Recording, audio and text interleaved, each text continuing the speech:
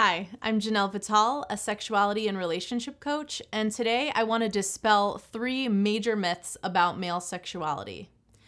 One myth I hear all the time is that if your cock isn't always hard and if it isn't this certain right size, that you're doomed, you're gonna have bad sex, no one's gonna wanna have sex with you. The list goes on and on of pressures that I hear men putting on themselves and each other. The fact of the matter is that good sex isn't about having a dick that's a certain size or that's always rock hard. Good sex is about really connecting with your partner, being in tune with them and them being in tune with you through learning how to understand body language, having good conversations, sexy communication about what you want and what you don't want. So much of sex is the delicious foreplay of gently touching each other, connecting, eye gazing, cuddling. There's so much more to sex than depends on your cock. So the fact of the matter is that some women do want big cocks, but some women don't. And if the woman you're with rejects you because of the way your cock looks, she's not the right person for you. Similarly, some women get offended if your cock isn't hard. And that's just because they don't know that sometimes men can be aroused and their cock might not be responding because they're nervous or for some other psychological reasons.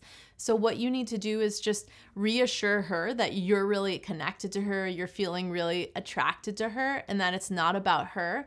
And you can take charge of the situation by just saying, I would really love to spend some more time getting to know you and cuddling and taking our time with this so that my cock will respond when it's ready to.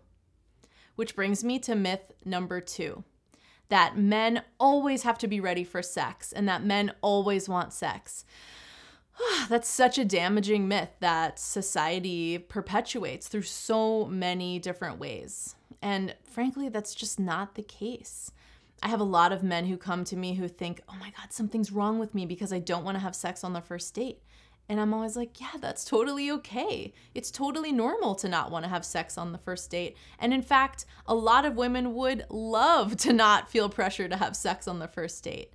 It's beautiful to get to know someone and want to really let the relationship unfold before you have sex. And you might also be someone who does want to have sex on the first date and you love random hookups. Like, that's okay. It's all okay. And I just want to dispel the myth that men always have to be ready and always have to be hungry for sex. And look, if you're someone who wants to maintain a consistent erection by taking something like Viagra or Cialis, that's fine. Who cares? It's nothing to be ashamed of. So myth number 3 is that when men are turned on, they become monsters who are likely to totally overstep a woman's boundaries. And that's not true. Sexuality could lead you into doing something bad or wrong, but not necessarily. Not if you're using good communication, reading body language.